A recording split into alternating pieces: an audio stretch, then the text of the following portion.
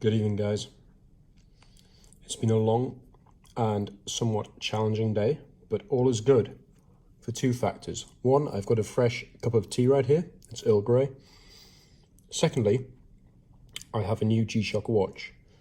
I know some people were saying in the comments in previous videos that they knew that one was coming, they could sense it, and sure enough, this has just landed. I'll be completely honest and say I was not actively in the market for a GravityMaster, but one came across at a price which I simply could not turn down. And here we have it. I picked it up this morning. It's an incredible looking machine, actually. So there's obviously no way I can give you a review of this watch just yet, as I've owned it for less than 7 hours, to be honest. But what I can do is give you first impressions. I think the thing that stands out the most is that I was not expecting to find it so aesthetically pleasing on the wrist. I do have a relatively thick wrist, and therefore the larger G-Shocks do suit it quite well. I'd say this is roughly the same size as the GW G1000 Mudmaster, but there's something slightly more refined about it. It comes across as having incredibly good build quality. All the components have got this sheen to them, which gives them that luxury look and feel. And to be honest, I'm very impressed. So here are my 5 first impressions of this watch. The first of which is that, honestly, I thought when looking at pictures and videos, I would find the face of it a bit too busy. You've got these longitude and latitude, battery power, world time, and I thought it would be a little bit OTT, but to be honest, because of the way that the components on the face are designed and positioned in the flesh, it's actually a wonderfully attractive and actually low-key timepiece. The second key observation in my first impressions is that the lume on this thing is absolutely incredible. The light and the lume, that is. I turn the light on with the top right button here, and it shines, I'm not exaggerating, it shines to the same degree as a mini torch on low setting. I would say that's probably in the region of 3 lumens, which is, if you've seen previous videos of mine, with the O-light, that low setting is 3 lumens. I genuinely think this is equal to that. It literally lights up a darkened room to the degree that you can see everything in it. For reference, here's a very brief demonstration of the power of the light. Nothing else illuminating this table. Light goes on, and there you see, in my opinion, that is far brighter than a typical G-Shock light. For comparison, here's the rangeman. In fact, that's the rangeman being positioned at the same location with the light, and it isn't highlighting anything. Again, back to showing the GravityMaster. It is really illuminating that incredibly well. Phenomenal, eh? It's remarkable. I haven't seen anything like this on a G-Shock or any other watch. I'm going to have to deep dive this and find out how they've managed to do it, and also why other G-Shocks aren't showing this level of illumination from the light. Because trust me, if G-Shock could make this be the case for all of their watches, that would be something else. The third observation, after a few hours of owning this watch, might sound ridiculous to you, because you'd probably be asking, how do you not already know this? But this watch is solar powered. The reason why I didn't know it is A, I wasn't actively seeking to buy this watch. It had never really been on my radar to buy. And B, there's no indication on the strap, either side, or on the face, that it is tough solar. They opted not to mention that anywhere on the watch. And that, coupled with the fact that, as I mentioned, that light is so bright, I just assumed they must be relying on a non-rechargeable battery with a shorter lifespan to create that power of light. That's not the case. I double and triple checked this. I even went into the user guide to make sure, and sure enough, there's a solar cell on the face of this watch. And in fact, this dial here indicates the level of charge that the battery's at. You can see in this extreme close-up that the power is set at H right now. It's high, medium, low. So the watch is obviously charging well, has got a full charge, despite the fact it's got this absolute beast of a light on it. I'm so impressed. It's another wonder of technology for me from Casio G-Shock. The watch is actually about 3 years old. It came out in 2017, 2018. And the fact that it is such a bright light and it's tough solar just knocks me out. The fourth observation I have of this watch, I'll actually take it off to show you.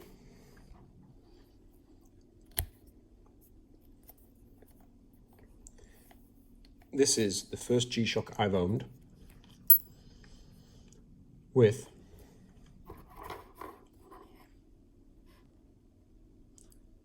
a carbon fiber wristband. Now, I thought the wristbands on the likes of the GWG 1000 were pretty tough and resilient and comfortable. This is another level. I mean, I really start to see why people will pay the extra money to get the Rangeman with the carbon fiber strap rather than the resin strap. This is the resin version. If I wanted the carbon fiber version, I think it would be an extra maybe $150. Now, what's clear is that, yes, there's extra depth to the strap when it's got the carbon fiber in it. It's also got a very specific feel to it. It's softer and more pliable. It's nicer to the touch, I guess I'd describe it. And you can tell it is tough as nails. Even on the end which has the holes in it, I would suggest that you could probably hang a lot of weight on this and it would not cause it any damage. It would be interesting to see actually how much weight these things can hold, but I can tell that is tough as nails. It's really got me thinking actually that in the future I will probably be more likely to entertain the idea of the carbon fiber wristband for the extra money, because I find it more comfortable and it's clearly a lot more resilient. The fifth and final observation for this GravityMaster is the fact that it is hugely famous for being one of the first watches, and I believe the first G-Shock, to have a global positioning system, a GPS inbuilt. You might be asking, why is that important? What's the relevance? What it means is that it was truly groundbreaking in terms of its ability to know where it is on the globe, anywhere, at any time. So essentially, by pressing this bottom left button, the watch runs through, and you can see at the bottom here, the dial running through the coordinates. The watch runs through 3 options to try and find its location. The first option, it tries to sync via Bluetooth to your mobile phone. Yes, this is compatible with the G-Shock connected application, which I know and love. I've mentioned it in a number of videos. It's a fantastic interface, so intuitive, and I highly recommend anyone with a watch that has the ability to integrate with it, such as this metal square. I suggest that they use the G-Shock connected app, as it just makes life that little bit simpler to set times, set timers, even set reminders. That's a whole nother topic though. So I'll get back to it. There's 3 ways this watch tries to find out where it is and set the time. It will try and sync to your G-Shock connected app via your phone. That is using Bluetooth. If that is not an option, i.e. you haven't got Bluetooth on your phone, you don't have your phone with you, it will look to option 2. Option 2 is it will reach out to the transmission stations for multiband 6. I did an in-depth video on this a few days ago. It will see if it can pick up the time directly from the multiband 6 transmitters and will adjust automatically off the back of that. Now, as you will know if you've watched my video, not all of the world, in fact, unfortunately, the majority of the world is not covered by multiband 6. Multiband 6 covers the UK, a lot of Europe, the eastern part of China, all of Japan, and America as well, and up into Canada to some degree. If the watch is unable to find its location and set the time based on the Bluetooth and the multiband 6, it will then switch to the third option. The third option being GPS. At that point, it engages satellites to understand where it is and sets the time accordingly, and also understands its longitude and latitude. The power of that is incredible in my view. Something so small and so unassuming can speak to 3 layers of technology like that. I mean, wow, that kind of blows my mind. The reason why it runs through those 3 options in that order is simply due to power consumption. The easiest and lowest power option is to sync with Bluetooth for the phone to tell this watch where it is and what time it should be set at. The second most power consuming option is for it to reach out to multiband 6 and set the time off those transmission stations. GPS takes a bit more battery, therefore it's the third option in the priority list. I know I was only going to speak about 5 first impressions.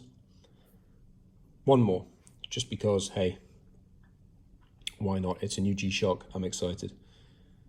This dial at the bottom here is the world time. I engage this watch to speak to the G-Shock connected app, and in the flick of a button, I told this watch to understand that the world time will be London in the UK. Where I am right now is 2 hours ahead of that. So you can see it's 9:30 where I am, and it's 7:30 according to the world time. It was so easy to set that, and it is so easy to check that time. I'm someone who regularly needs to know what time it is in London. And honestly, because where I live at the moment, daylight saving time is not applicable, but in London it is. That means that I can sometimes get confused if we are 3 hours ahead or 2 hours ahead. If I've got this watch on and I have this set to London, one glance and I know exactly what time it is in London. Now, for me, again, that is just G-Shock making life easier, functional, tough, and aesthetically incredibly pleasing. I was not expecting to be so impressed by this piece upon first impression, but I'm honestly knocked out. I'm going to spend a lot of time deep diving the user manual. It is a lengthy and complicated user manual. I like to know everything that my watch is capable of. So give me, I suggest, a week or so, and I'll do an in-depth video on what this baby can do and how it can make your life easier. Guys, if you like these videos, please like and subscribe. It's sincerely appreciated, and I promise there'll be more and more interesting and informative G-Shock fitness and well-being videos coming your way. Good night.